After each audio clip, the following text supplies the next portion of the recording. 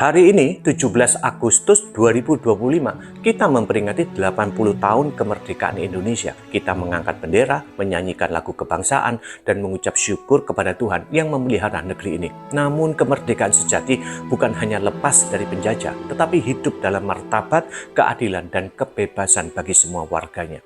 Indonesia adalah negeri yang Tuhan percayakan kepada kita dengan keberagaman luar biasa. Menurut BPS, proyeksi penduduk Indonesia tahun 2020 sampai 2050, pada pertengahan tahun 2025, jumlah penduduk kita mencapai 284,44 juta jiwa.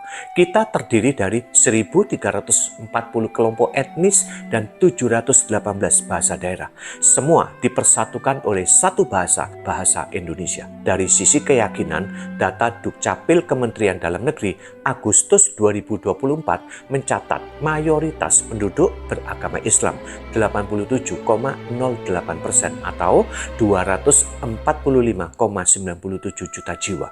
Umat Kristen Protestan berjumlah 7,38% atau 20,91 juta jiwa dan Katolik 3,07% atau 8,67 juta jiwa. Artinya umat Kristen dan Katolik bersama-sama berjumlah sekitar 29,58 juta jiwa.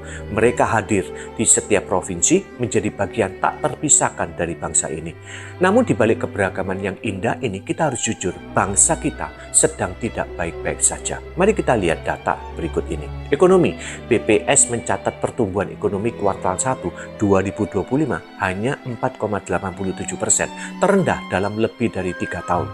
Kuartal kedua memang naik ke 5,12%, tapi para ekonom mengingatkan adanya tekanan pada daya beli rakyat dan ancaman PHK. Tingkat pengangguran Februari 2025 mencapai 4,76% atau 7,28 juta orang. Kemiskinan per Maret 2025 masih ada 23,85 juta orang miskin atau 8,47% dan 2,38 juta orang hidup dalam kemiskinan ekstrim.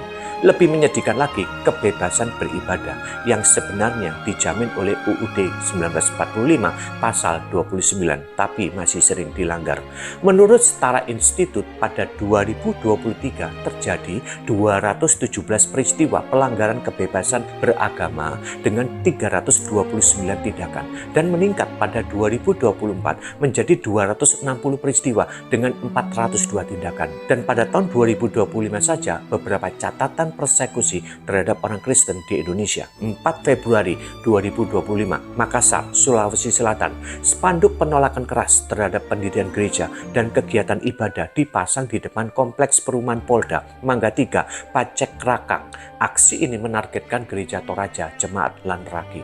5 Maret 2025, Arca Manik, Bandung, Jawa Barat, larangan ibadah bagi umat Katolik di Gedung Serbaguna GSG Jalan Sky Air yang digunakan stasi Santo Yohanes Rasul Arca Manik. Massa meneriakkan takbir dan membentangkan spanduk penolakan. 19 April 2025, Teluk Naga, Tangerang, Banten, Gedung Jemaat Persekutuan Oikumene Umat Kristen Tesalonika disegel aparat. Penyegelan ini dinilai rawan memicu aksi intoleran. Sejak Maret 2024, jemaat telah mengajukan izin, namun tidak ada respon dari pemerintah daerah. 25 Mei 2025, Samarinda, Kalimantan Timur, spanduk penolakan pembangunan gereja Toraja Sungai Keledang dipasang di berbagai titik strategis kota, termasuk di bawah flyover, gapura jalan, dan kawasan pemukiman warga.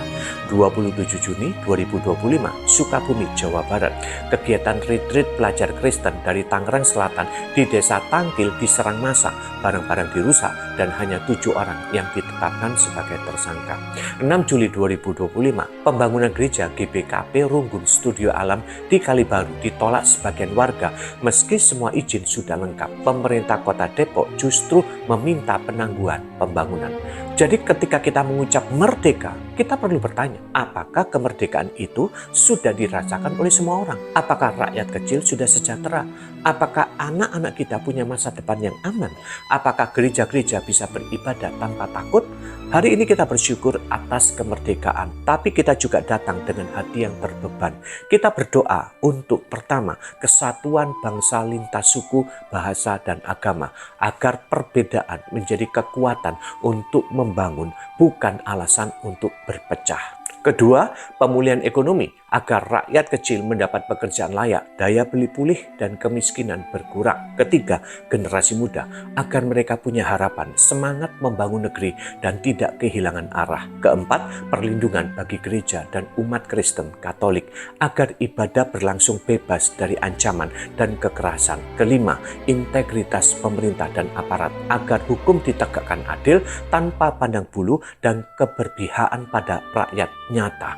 Mari dengan hati yang bersyukur sekaligus terbeban, kita masuk dalam doa syafaat bagi Indonesia, karena kemerdekaan sejati adalah ketika setiap warga tanpa kecuali dapat hidup damai, sejahtera, dan beribadah dengan bebas di negeri yang Tuhan berikan.